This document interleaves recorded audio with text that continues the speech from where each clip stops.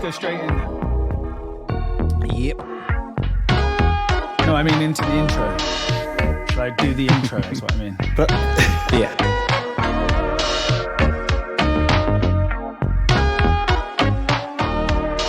You're listening to FutureSounds FM. This is episode 8, season 3. And if, like us, your country is on fire and the end of the world feels nigh, then this might just be the perfect antidote to all of that.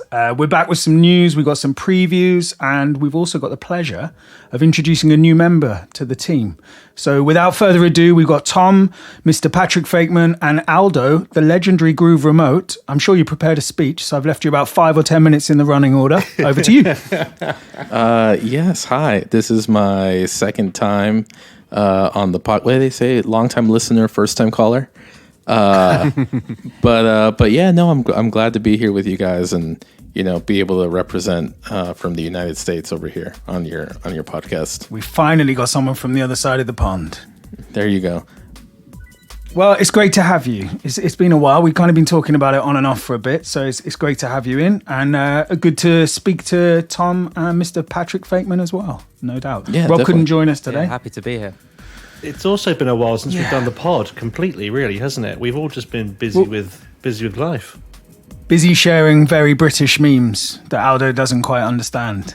No, I will say the WhatsApp took me a little bit to understand. I was telling Amanda, my wife, I said, I was reading and I don't know what they're talking about. Something about trainers. I don't know what's going on. Cat Slater, I am your mother. You just look it up and it's a gold mine. It's absolutely wonderful television. There we are. Where do we kick off? I mean, we've done a couple of interview episodes recently and we haven't really done a round table for a bit. So in terms of news, I don't know whether you want to lead on this, Fakeman, because you've been doing the hard work in terms of booking a new venue for us for the next show in London. Yeah, well, if we're down for speaking about it, we can talk about it for sure. I just dropped this on you. I mean, we don't have to. We can give a date and a venue if you like, and we've kind of come up. I think ultimately, what's exciting for us is that there will be one more Future Sounds live event show in the UK before the end of the year. I'm hoping that I get this right in saying that it's going to be Future Sounds 6. Are we calling it Saturday Night Delight? Is that the confirmed name? It's the current working title, and we're definitely working for the art towards that. So you can kind of guess where the inspiration might be coming for the artwork. Yeah, but, we'll be making a kind of more firm announcements to that end. But the date's Saturday, October the 5th. Saturday, October 5th at where we've been previously, Off the Cuff in South London. So for the people that don't always like going north of the river, there's a nice little... We're going to Bandit Country. Nice little jaunt in green. It's very nice Bandit London. Country there, isn't it? It really is. Nice. I remember when we went back to get the kit the Sunday morning after last time, and it was like this huge hipster kind of, what would you call it? Like just a market of people selling homemade crafts and lots of meat. Yummy mummies. Cured meat. Yummy mummies. We're everywhere. We're allowed to say that? Yeah. Okay. Well, if Thom says it's okay, well, that's where the line we are yummy mummies, aren't we? Well, I spend a lot of time with my kids and I'm not ashamed of it. I love it. Yeah, me too. You are aware, Aldo, that you've joined like a dad's help group in some respects. You know what's funny? I am happy about that. I was telling Amanda a few weeks ago, I said, I wish I had friends that were dads. I don't have any friends that were dads. And, you know, maybe I'm just realizing maybe I think my wish came true. Well, yeah, this is it. It is true, though. Like, people don't quite understand the pace of life. The way it's almost impossible to plan for anything effectively. Oh, my gosh. Yeah. No, luckily, you know, both our parents live pretty close, so it's easy. But I can't imagine people like that are on their own, like no family around or whatever, because, yeah, like you said, it's completely unpredictable. Isn't Daddy Groove Remote looking after your little one now? He was supposed to, but a friend of his stayed home from school who also lives right across the street, so he wanted to go there instead. Fair. Follow the fun. That's the way. You go. So yeah, this show that we've got on October the 5th is it's going to be kind of going back to the early ethos. So we've not made it genre specific. We've got a bit of everything really. There'll be some synthwave, some vaporwave, some future funk, some barber beats, some lo-fi house. Is that right, Tom? Yeah, let's call it that. Yeah, there'll be a couple of names that the synthwave listeners will definitely know. Two masters of the genre. Two OGs. Can we say a couple of those are definitely OGs, can't we? Yeah. One of them's a master of Outrun, you might say, if you're familiar with the Master System tapes that we've been putting out on Time Slave lately. Someone from the OG days of synthwave, for sure. But I think what we'll do is leave that taster, but tell everybody that certainly to expect some announcements and definitely some amazing looking artwork in the coming couple of weeks. Cool. Yeah, cool. Book your flights. Yeah, I had we had a direct message today, listeners, from, and Aldo. Yeah. So I guess the question that's on my lips, Enzo, given that you've been dropping hints about this for quite a while, about 5 years. There's a lot of traction on. Yeah, no, but I mean definitely more recently. There's a huge amount of traction on Nobody Here right now, right? Yeah, I just spent another day with Chris in the edit, and we've kind of got to a point where I think we're up to about an hour and 45 minutes of mapped out, properly edited, scripted, formatted like film. You know, like it's close to being the final edit from all the interviews that we have. We've got a few audio only things that we've still got to do, and then there'll be a little bit of post production, so working on the green screen side of things, but it's really close. Like it really feels like it's coming together, and unfortunately for the next week or so I think Chris is tied up with paid projects, because when he does this now, like the budget ran dry quite some time ago, he's kind of has to take some paid work to keep him ticking over. But we've got like a full week booked in for early September where we're hopefully going to have everything that we've got completely edited and in film form, and we'll do like kind of a final review of it and where the gaps are, and that'll be informing the last couple of interviews we've got to do. So for example, just to give you one example, we're going to speak to Luxury Elite for an audio only interview, which is how she wanted to do it, which is fair enough. So we kind of what we have of a film at that point, plus some of the questions that we already knew we need to ask her, will kind of inform how we approach the last couple of interviews. But we're really close, and it's like, I don't want to put a date on it yet, but it feels like we can see the finishing line, put it that way, which is exciting in itself. And we're really, really excited with what we've got. You know, more than anything, there were a few set piece ideas that we had. Like, obviously, Vaporwave's a really visual genre as well, so there's lots of stuff that you can lean into from that side of things. And we've had some great contributors. I think we must have interviewed north of 40 or 45 people for the film, and there's other audio interviews that we did during research that we found ways to include in parts. So it's like almost everyone that you'd want to hear from, and everyone who wanted to be in it.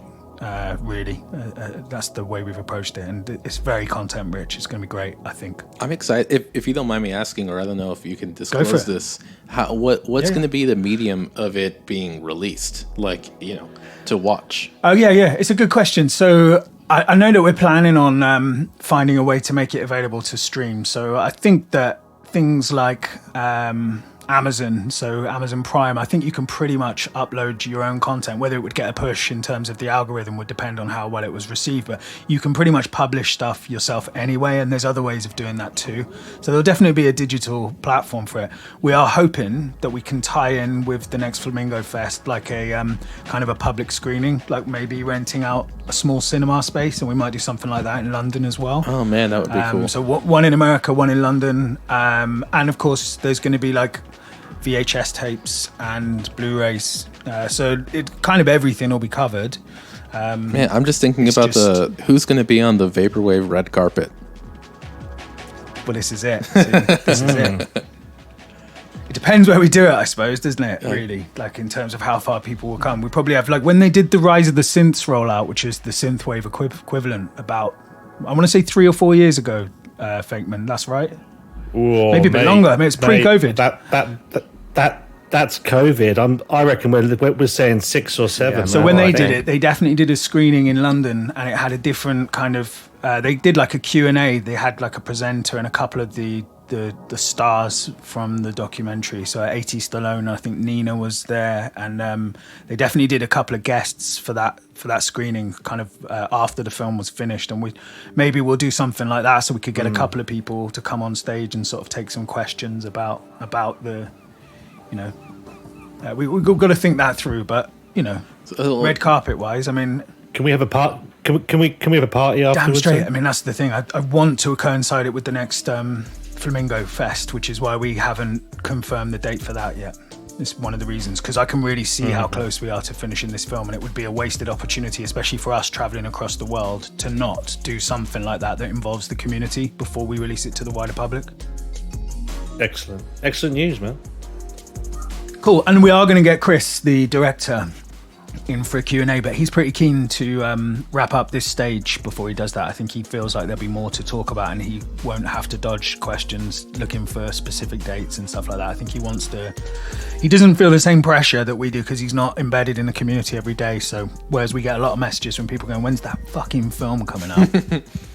he kind of like can exist in this state of blissful ignorance. Isn't that sort of in vaporwave culture? I remember, I mean, maybe not so much now, but back then, I would order a tape and not even ever, it would arrive whenever. Like it would say estimated to ship, and you know, just one day randomly, no tracking number, no update, it would just show up in the mail. And you know, so it's kind of taking, you know, you're taking it back to, you know, back how it used to be. Well, one of the parallels that's drawn by a couple of people we spoke to is about obviously the etymology, is that the word, like the origins of the word or the name vaporwave, and that kind of parallel to vaporware, which is that software that's endlessly marketed but never reaches the shops. So I kind of always like the idea of just releasing a series of trailers and then just closing the social media accounts and fucking off into the sunset in a way, like.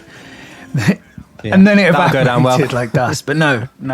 My was it the plane full of cash, right? Like us after. I wish it was, mate. I wish it was. I'm still in the pocket for that. I'm still in the hole for my personal costs from that trip. That was it's not cheap living in America, even if it's only for a few days. Yeah, exactly. That was it was a great trip, though. We can't. It was amazing. It was amazing, and hopefully people will feel that way. I mean, you're never going to please everyone, are you? There's people out there who think the film shouldn't have even been made. There's probably people out there who question the integrity of the people that are making it. They don't know us, and you know, there's all these things, and we can only make the film. I mean, if you want to make a better film, go and make a film. Do you know what I mean? We're making ours, and we really are trying our best to make it something that will be loved and appreciated, and it would be the most ambitious kind of film project that anyone's ever done on the genre, and that will be an important thing one day, hopefully.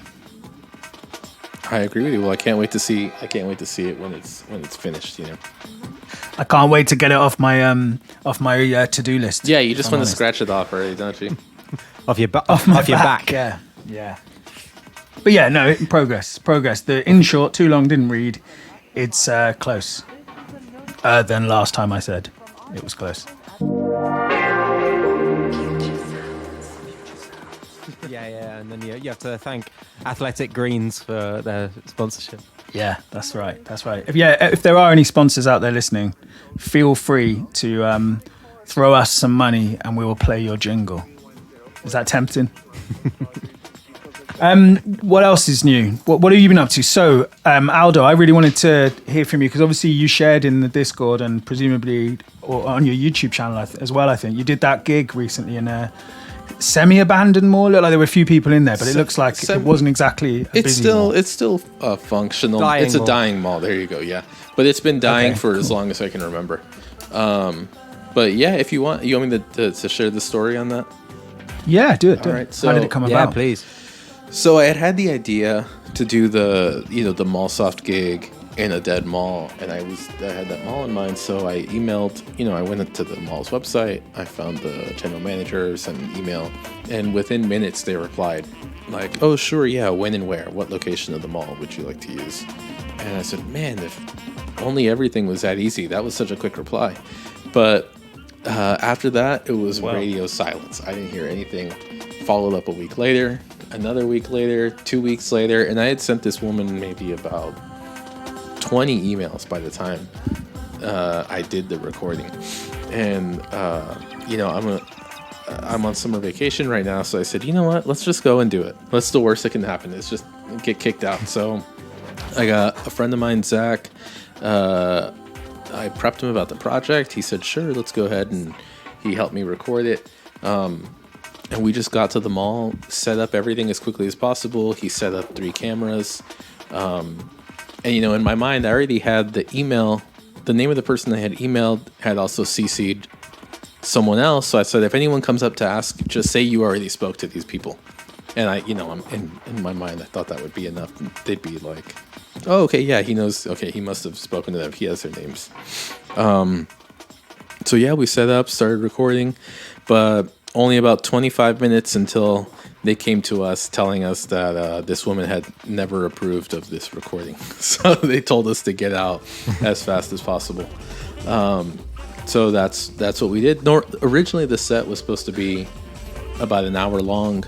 And we only got halfway through it. So then I figured, well, I want to do it again, but what can I do, or where can I find it? So I managed to find another dying mall, kind of a drive away, maybe about 45 minutes from where I live. But this one went smoothly. They responded to my email. They just gave me a set of hard rules I had to follow. And we got to go to that mall and record it after hours. We were there till maybe 12:30, 1 in the morning, just playing Vaporwave in a completely empty mall in the middle of the night. Wow. It was Amazing. Really surreal. Amazing.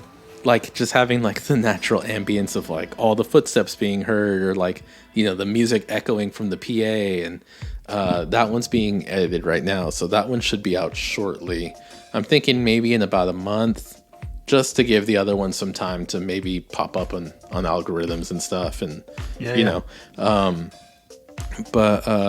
was, like I said, the experience. The first one was fun, but I was also kind of scared, and not scared, but emotions were running. I was excited to be doing it, scared to get kicked out, nervous to see how long do we have here, and then also it's a vinyl set, so if you mess up, then that's it. It's recorded. It's not like I can go back and there's a clip on there that I was playing. I don't know what record was a 45, and when I switched over to a Cat Corp track, it was still on the 45 setting. So when I pressed play, no way. Yeah, I heard it I guess it was at a regular speed at that point. But yeah, so I was just worried about the hiccups and stuff along the way. But either way, I've even I don't want to toot my own horn, but I've listened to the mix because I'm like, this sounds pretty good, for it being, in a hurry, not really knowing what was going to come out of it. But no, I mean, the first experience was fun, but the second one, like I said, which should be out in about a month, was a lot more cooler of an experience. Being in the mall, like I said, at midnight, Vaporwave playing, all the lights off, nobody there, nobody here. And is this a mall that is closed generally to the public? No, this one's open, but it's very kind of out in between cities, and it's not. It's huge. I mean, they have there's a giant Sears in it, but the Sears is I don't know if y'all know what Sears is. It's like a department. I've heard of Sears, yeah. But we know what the catalog is. Yeah. That seems to be a part of. There you go. Yeah. There you Yeah. go. And so it doesn't have much traction. I think the guy that recorded, that was doing all the video for me, actually told me that they used to host wrestling matches there after hours. Way. Whoa. Yeah. We need to get a limo to do a that's set exactly. there, Yeah, I know. That's exactly what I said. And that they have a wrestling storefront, and then there was another I don't know, vacancy there that they would use to record late night wrestling live and stuff. So it's Ghost weird of Body Slams past. Yeah, it's weird to see what comes up at these. The guy was telling me, he said that they get requests to do videos there and events, and I thought it would be cool to start, now that I have an in with the manager, and he's aware of that everything went well, to start bringing other DJs that I like from out of town or DJs in town and start hosting like DJ sets from the dead mall. You know what I'm saying? So no audience, just for streaming, but the same kind of concept. Yeah, I would love to host a party there, but I don't know, like, logistically. That's probably harder. Yeah, right? It was real funny when they told us, call security when you get here, just to let them know. And I called and they said, oh yeah, there's a film crew coming today, right? And I said, a film crew is putting it. I don't know if two guys and some tripods counts as a film crew, but yeah, definitely. But no, that's what we were when we were traveling. It was really, really fun to, like I said, just like the overall. It was very. I think Limo said it. It was very meta, like mall soft at the mall. Yeah, man. But no, it was a blast. I'm interested to know because I haven't seen the whole of the first video. I've seen most of it, but I was watching it while I was looking after my daughter, so I didn't get to take it in quite as much. But you seemed to get a bit of interaction. Like you had one guy come up to look at the decks and see what you were playing, right? And was there someone that, like a woman or maybe a family sat at a table eating the first time? Like there were people around. There was definitely people around. That mall has those. It has like mile markers. Like for the people that do like the laps around the mall and stuff like that. And then there was I didn't know that was a thing. Yeah, no. That sounds wild. It's more. Mall's big enough. I've only seen like older people do it. Old isn't like, I don't know, like they do it in Better Call Saul, don't they? I think so. Yeah. I think they do that. Yeah. He's walking with the older people around the mall. I was wondering what the hell that was about, but that's a thing. Is it? Yeah. So they did that, and then there was a fire department training there. I guess there was like a training center. One guy that came up to me, I had the headphones on, and so I didn't really hear everything he said, but he clocked that it was a Paul Hardcastle sample. And yeah, I know. I was like, cool. My partner Zach that was doing the video, he said, "Oh, hey, that guy asked if you were playing Paul Hardcastle," and I said, the wrong speed. Yeah, at the wrong speed. Yeah. And I told him, I go, yeah, all right, cool. Yeah, at least I'm glad somebody got something out of it. I get it because he's quite old, isn't he? And I bet he walked off and he was thinking, fucking hell, his record sounds awful. He needs to clean them. And start by playing him on the right speed. Yeah, he's playing at the wrong speed. I had a gig one time. These crazy kids. Once, and I played. I tried to take out vaporwave and future funk because I feel like people don't know that they like it. You know what I'm saying? And so when I definitely play true of future funk for sure, isn't it? So when I take out records, I'll try and take a little bit of vaporwave, just to see if I can fit it in and see what kind of reaction I get. And I had queued up a record, and my partner I told him I was going to go to the restroom and just swing that other record on.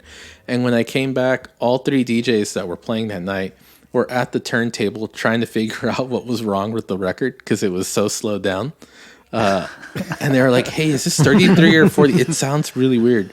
That wasn't verbatim what they said, but that was like they were trying to figure out what was wrong, if the mixer was messed up or if the record was pressed bad or something. Oh, you had like a crowd of sound guys run around you. Like, that's exactly what happened. And then when I told them that it was supposed to sound like that, they were like completely like, "What?" And I go, "Okay, well, good thing." I mean, that's what my girlfriend says when I play some vaporwave. To be fair, so I told them, I was like, "Well, the good thing is that track's only like 2 minutes long, so it'll be over in a second."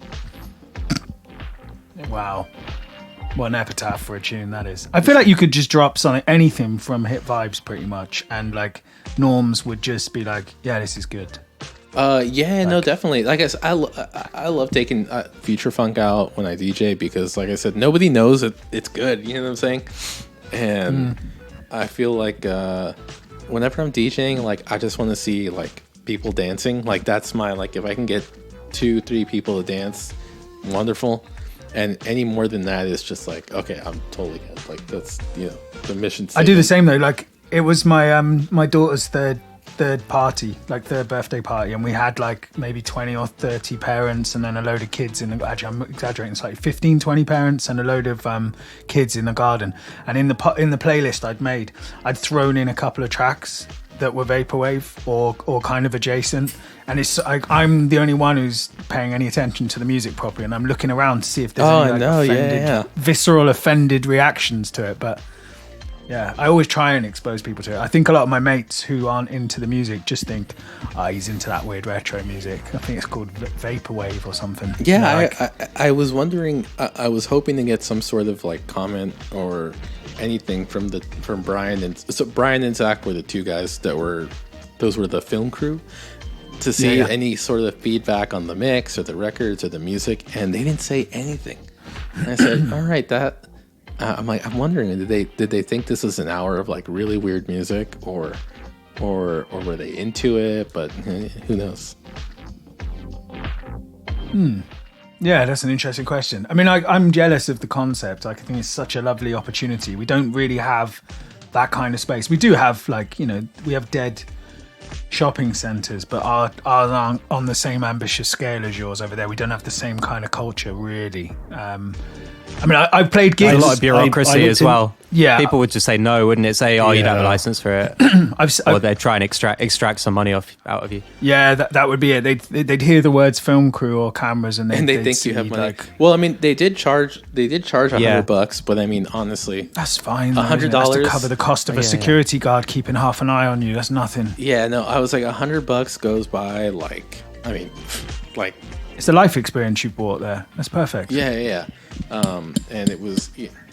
I'd looked into it from a UK point of view some time ago, because there was one dead mall in the UK in an area called Reading, and these guys had turned it into a zombie apocalypse paintball experience, like what was it, Day of the Dead, or not, where the zombie movie that takes place in the mall, and that was doing great. That was doing great business, but you obviously couldn't do anything else there because it's covered in paint. It hasn't got that same vibe. But I hadn't thought of the idea of, some small mall or what we would call shopping centre where actually you could go in after hours. There's probably quite a few that are, but like Tom says, it might be that there's some management company bureaucracy there. But we might, be fun to get lucky and find one privately owned mall somewhere that someone actually doesn't mind doing it. But it's pretty rare over this side of the water.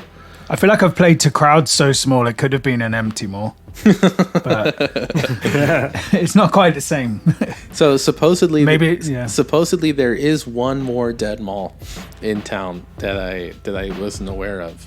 So I'm thinking that's the final boss mall that I need to get to do a gig before I close out this series. And then you release the triple vinyl. There you go. Yeah, the triple gatefold. Yeah. Trilogy. And I don't know if I had a chance to reply to you yet, but you did mention to me that it would be quite cool to release the audio for the set for Club Flamingo members, which I think would be a really nice idea. I think that would be I thought that would be cool. I took a few photos on my film camera that got developed, so I was like, I've got some pictures I could use, but make a nice album cover for it or something, and then that makes perfect sense. Yeah, it's a wicked idea. Definitely, we can talk about that. That'd be really cool. All right. Wow. Well, I'm looking forward to more adventures from empty malls with Aldo. This would be we can have a little segment. If you can't make it on the full podcast because time zones don't work out, we can just have. And now we go to Aldo, who's reporting to us live from a dead mall. Pre-recorded. Yeah, there you go. I'll be like from mile marker 0.75. Yeah, exactly. That sounds good. Yeah. Just drop a pin. We'll find you on Google Maps or something. There you go. Yeah. I like that. Yeah. Cool. What else is new? What have you been up to, Tom? Have you got anything? What's new in Donor Lens? Not a huge amount new in Donor Lens. We put out our little aquatic ambience kind of jungle version. That. We put that out as a single, so you can listen to that on streaming now. That was kind of a 30th birthday present for Jay. I bought the covers license for that. So happy birthday, is Jay. that what you did? Oh, that's awesome. Does he? He got a real present as well. But yeah. No, that was cool. I saw the video pop up on Instagram the other day, and it was really cool. We've also been working on the Echo Breaks EP that we talked about quite a while ago. So Be Real was obviously the track from Weekend Rush, which is inspired by Daniel Lopatin's Echo Jams. And we always talked about this idea of doing a 4-track EP, taking 4 of the tracks, including that, which we're inspired by and love, and kind of making more of a UK sounds version in Frank Javci's parlance, and releasing that on Innocence. So that we've nearly done the Nobody Here track from that, and I know you've been working on your Echo Break as well. Yeah, that will come soon. This is 3-piece suite stuff, by the way, for people struggling to keep track. Oh yeah, too many projects. You need to include the donor Vens. Keep the Venn diagram on screen at all times when listening to this podcast is really handy. And don't forget to click like and subscribe for updates on new episodes. Oh man, we're so slick these days. Every episode we're doing that. Yeah, I know. So what else? Sorry, man, I cut across you there. I've been doing a bunch of mastering, actually. So I've been mastering. I've been moonlighting for another record label. I'm sorry to say, on-air confession. But yeah, no, I've been doing a bit of mastering for Rabbit Hole Club, who are a Barber Beats label, kind of based between the UK and Turkey, and they distribute through Hi-Ref, which links back to our recent-ish chat with Jaunt. Yeah. But yeah, I've mastered a couple of slower pace albums and a Micro Mecca album. I've also mastered a Barber Beats album by a duo called Timeshare 94. Yes. Now we're talking. No, I'm excited. I'm excited for you to be doing stuff like that. There's no shade. I think the best thing about the vaporwave scene is when labels kind of and artists work together, and where artists feel free to work with us, then work with someone else. And there's no issues there. I think that's kind of the fluidity of the scene at its best. But yeah, we finished up the Timeshare 94 album, which is really Barber Beats in style, and you mastered it. I think you've heard it, Fakeman. I think you've got download codes for it. Yeah. We released a single which went first to Club Flamingo members and is now kind of just on our Bandcamp page, free to download, and that's a taster for it. And Andrew Walker from Stratford Court, shouts to him, has done artwork for it, and that comes out on Friday the 16th. So we'll probably play the episode out with a teaser track from that, if that's okay. Yeah, it'd be fun. Which one? I was thinking Aldo est facere, which is if you know your come on, you Spurs. If you know your English football, is Latin for to dare is to do, and it's kind of like the phrase that we have. They've got rid of the Latin, unfortunately, now, because they think people are too stupid to just Google what it means. But they've changed it to literally to dare is to do on all of the Spurs kind of posters and stuff like that. But that was historically the slogan of our club. But daring and doing fits into the theme of the album, which is loosely like an odyssey of exploration, kind of like it starts with a ship taking its maiden voyage and heading to explore new countries that the people on board want to be the first to arrive at. It's kind of a Christopher Columbus-y kind of style journey that doesn't always go very well. It's kind of loosely the theme of the album, and kind of the trials and tribulations, the ebbs and flows of that journey. So that's the kind of vibe that we went for, and it really fit with the style of Barber Beats, which we've been listening to a lot of and releasing a lot of on the label. So it was fun to do. I really enjoyed it. I'm looking forward to that coming out. I was just commenting on the artwork. I was really impressed. It looked really amazing. He's done a good job with it. He really has. He's an artist, so he was he presented us with a few options, and he was kind of like these feel like archetypal Barber Beats album covers, but to be honest with you, they don't.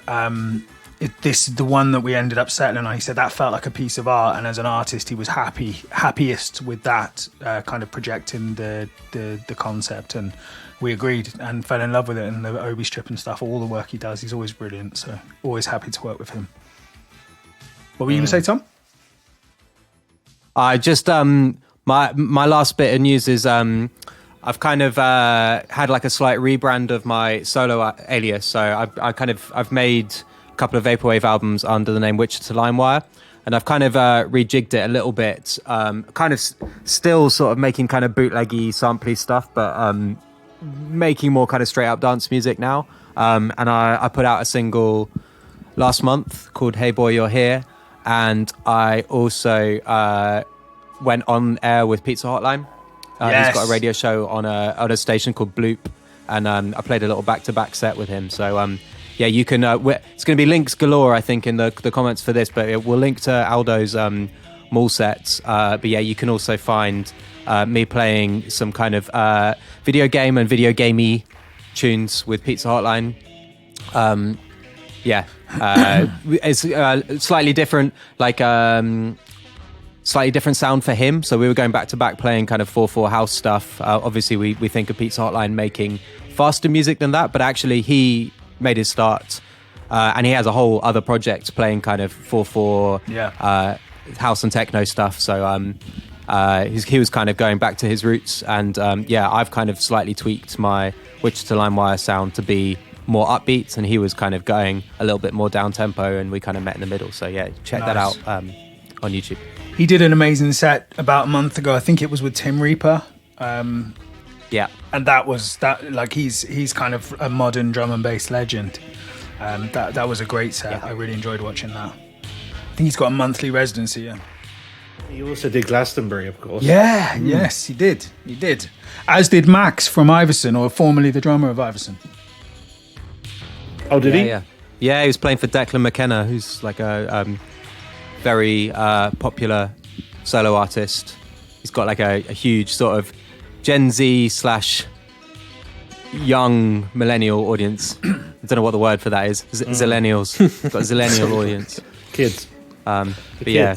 I feel so old when you say shit I think like Max, because Max, so this guy Declan McKenna, he wrote a song called Brazil, which was like I think it was like an anti-Brazilian corruption song about them, hosting the kind of World Cup and the Olympics and stuff. So that dates it to whenever that was, like the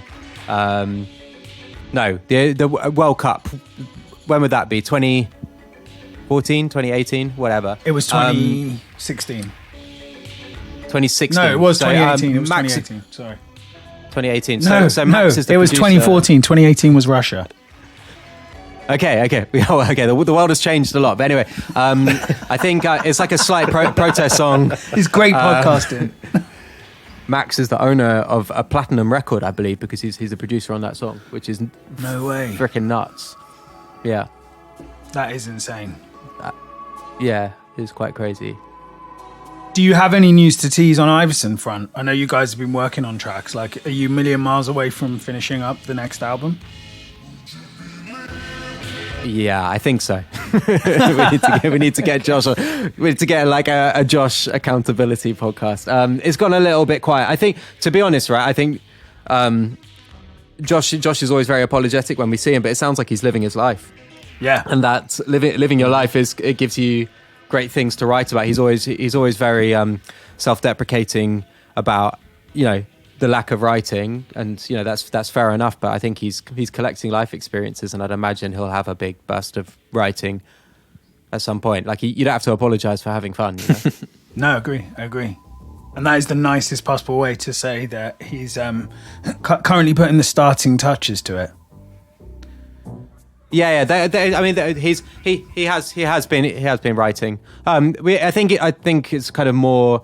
There's individual songs kind of floating around. But yeah, I think the plan is for him to come down to Wales and do some writing with Jay, actually. Yeah, I think that we're going to do that a couple of weeks ago, and it kind of fell through. And I think that was just because England made it to the final of the Euros, so he didn't want to have to rush back. So that's life, living life and enjoying it, and ultimately not enjoying it. And obviously, Johnny's kind of on paternity leave as well.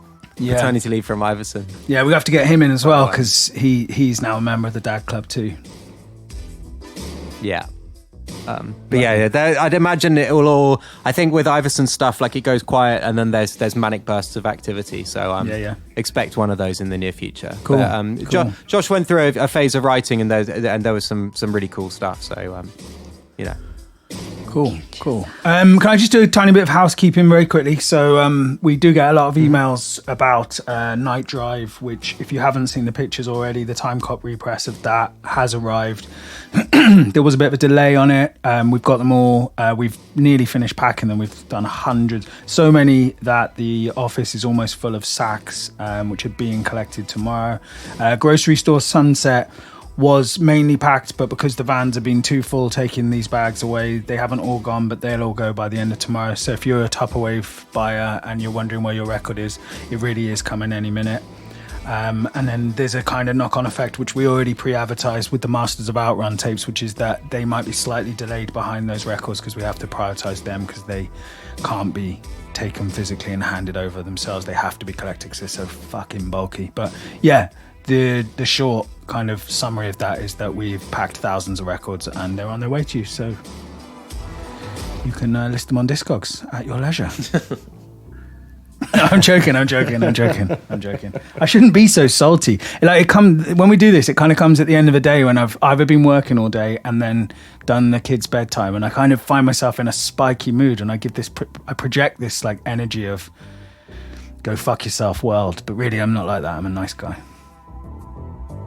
But all you got a few beers or something. I've just finished my my large bottle of Moretti, so it kind of feels like a natural time to be thinking about wrapping up soon. And yeah, any more? Aldo was asking about Moretti's for the other day, weren't you? I sent you a picture I was of my gonna say, kid fetching me beers from the fridge. Familiar. Yeah. Unfortunately, there's it's an Italian. There's no Moretti's here. It's an Italian beer. I don't know if it's actually made in Italy though. Maybe it's just a branding thing. Probably not. Yeah, I think you can get Moretti. Moretti Red is the one that you get in Italy, but I think this one's probably an export beer. The ones that we get in our supermarkets and pubs here, they're probably made in Park Royal with the Guinness that pretends to be Irish. Oh, you know what? So and there's take a bet that Moretti's as well. Are they really? We get Moretti's and Peretti's. There is okay, Peretti. we have I don't know what that's all about. We have I've had a Peroni, but I know that's like an Italian beer. Yeah. Is that the same thing? Yeah. Yeah. That's the same as well. Similar. Same vibe. A nice fresh lager. Yeah, I don't know if it happened over there with you guys, but over here we had like a craft beer craze, which was like which was cool, trying all like the porters and the citrus IPA and the blueberry ale and the like huckleberry lager, or no, I don't know, just all these different flavors, right? And I just got to the point where right now like all I want is flavored beer. Like, get me a beer that tastes like beer, and I'm good. I never thought that would be me, but that's me. That's like, where I've ended up as well. Like, give me a citrus IPA, but now it's like got to the point where I'm maybe done in with. They're just so strong, and they taste so strong as well. They're overwhelming in the end. And expensive as well. You have to pay so much for that kind of stuff, and you don't want to drink large amounts. Oh yeah. Of it. So I don't know what like your nightlife scene is like, but man, over here when we go out, it's like $15 cocktails.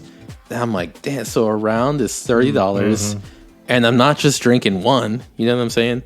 So it's so pricey that it costs to go out now. I'm not even allowed out very often, so yeah, we don't go out there. And that's why we keep putting on shows. That is literally the genesis of Future Sounds events, was several of us noting that we don't get to go out on big nights out anymore, so let's put our own on, and then it's work, isn't it? Yeah, especially Thom running sound. What was it? Justifying to our partners. Right? What was it at Flamingo Fest? Thom, you were running sound and setting up the Pioneer. Oh yeah, on day one. Yeah, day one. It wasn't a holiday, put it that way. It was a busman's holiday, wasn't it? Yeah, very much so. And we'll do it all again very soon with a bit of luck. That's the plan. That's what we're currently kind of working on. Finish up the film. We've identified a couple of possible venues. I don't really want to give anything away as to where it's going to be or quite specifically when, but we really are working on both those projects. So Flamingo Fest 2 is happening, and Nobody Here is happening as well.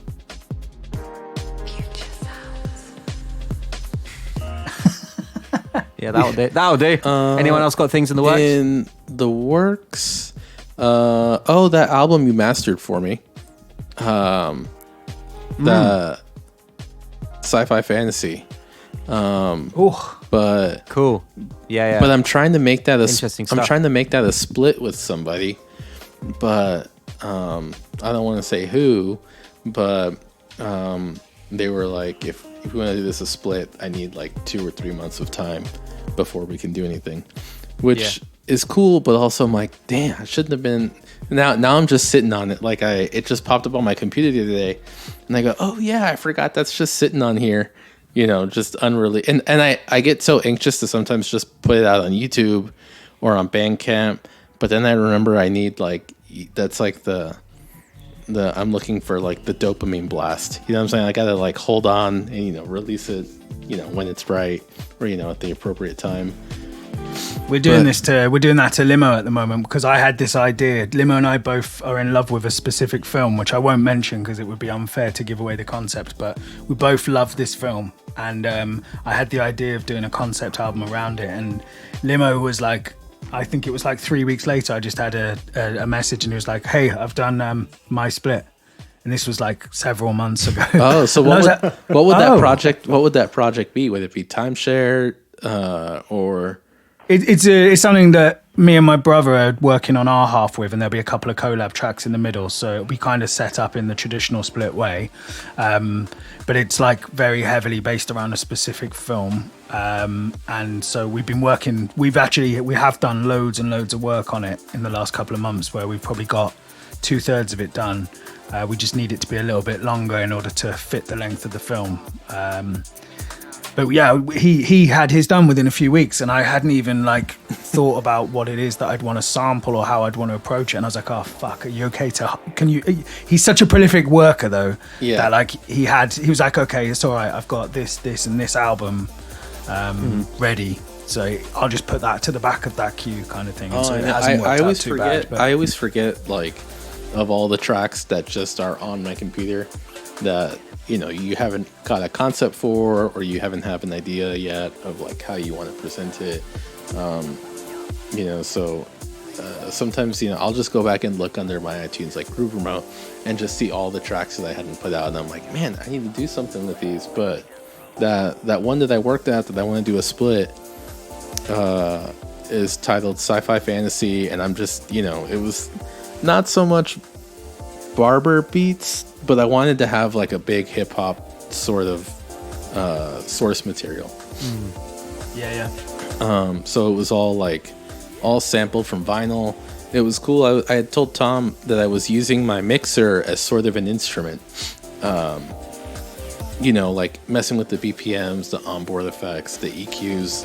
So it was like EQing and doing all the effects live while that record was playing. Wow. And so it's cool. I'm hoping, I'm super anxious to be able to release it because I've got the whole concept in mind, the art, the track titles and everything, but I just have to be a little bit more patient with it. Do you know what I like about that concept is it reminds me a bit of like when people used to use tape to record more, and that idea that things are kind of unrepeatable. So like the Beatles version of Tomorrow Never Knows that makes it onto Revolver is just the most successful variant of them feeding tape loops through a machine in time with the music, and kind of it all being recorded live. Like they could never have repeated it exactly that again, as far as I understand the process. And that's the same kind of thing then, if you're kind of recording that to digital live whilst playing around with those effects. No matter how good your memory is, you're never going to be able to repeat that in a live performance. Even if you try to, it would have to be another kind of expression of format, the same idea. So what I was doing, pretty cool. What I was doing proper, was proper collage stuff, isn't it? Yeah, man. Yeah, and so what I wanted to really do tactile. To not get burnt out on it, because I don't know, I don't want to say burnt out, but like to be efficient, I was just doing one track a day in the morning before work. I'd wake up, cup of coffee, and then turn on my monitor is my computer and just do one track, mess around with it. If it didn't turn out, start it over, delete it, and just keep going until I got something that I liked. Yeah, man.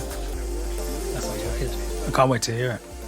Yeah, it'll be cool. I wish I could share who's the potential split with, but that would be putting it out too soon.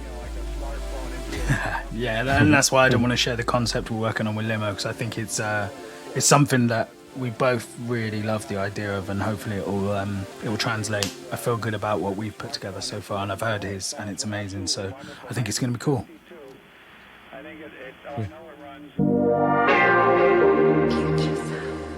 There is one thing I wanted to ask you about Fakeman is we put out your Fakeman 54 mix as a Club Flamingo exclusive, and from the audio point of view, you've been working on that. How's that series coming along? Because you've kind of been revisiting the classic funk tunes mixed with a bit of modern stuff, yeah?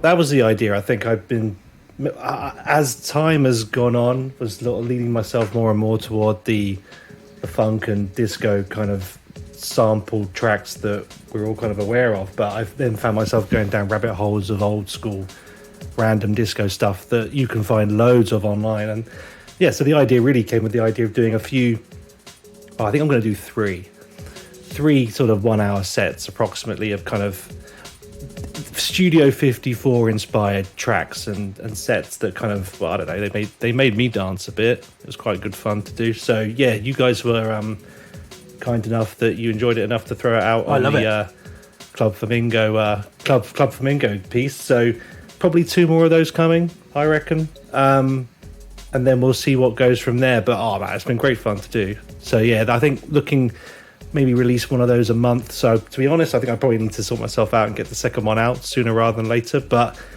I think that's the most fun though, because once you've done the first mix and you've kind of picked off all the low-hanging fruit that you already knew that you wanted to include, it's like it's that crate digging, isn't it? And it's trying to find stuff that doesn't make it just like a really obvious mix of really famous disco tracks that everyone's already heard, and trying to throw in some gems. I mean, that is the essential role of a DJ who's trying to do that kind of thing, isn't it? It's not to just play the bangers, it's to educate and kind of what's the word?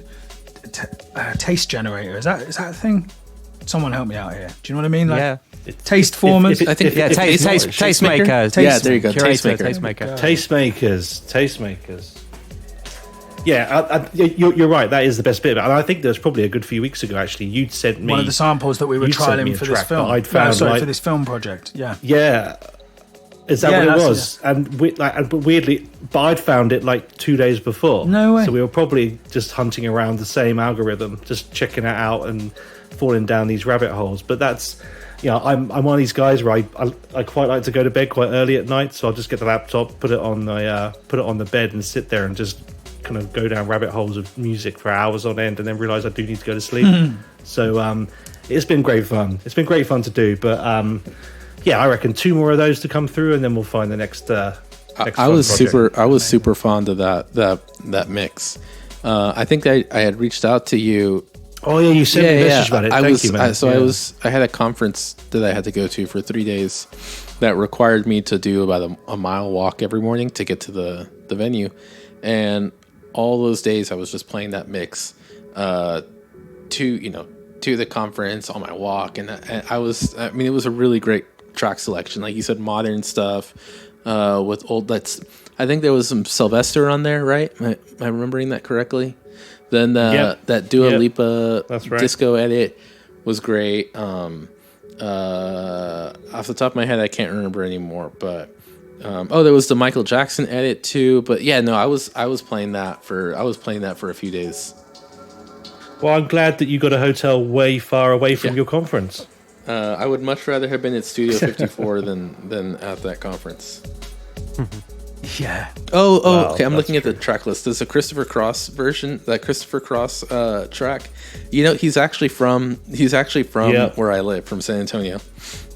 Oh wow. Yeah. And that. Oh, who's zooming who? Yeah. I'm gonna have to play this again today.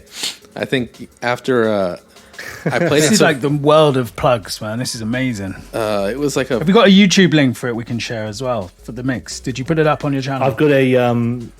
I've got a. There's a SoundCloud. Cool. We'll include that. We'll include that in the podcast description as well. Links galore. I think that's us all caught up. Yeah. Shall I just introduce this track? Yeah. The pressure of the reset and start again. That's all right. Rewind. But it's awesome to have you guys back anyway. It's been too long since we've done kind of, a roundtable episode, if you want to call it that. So we're definitely going to have to kind of pick up the frequency. Thank you again to you, Aldo, for joining the team, giving us a stateside perspective. There you go. Thank you for having me.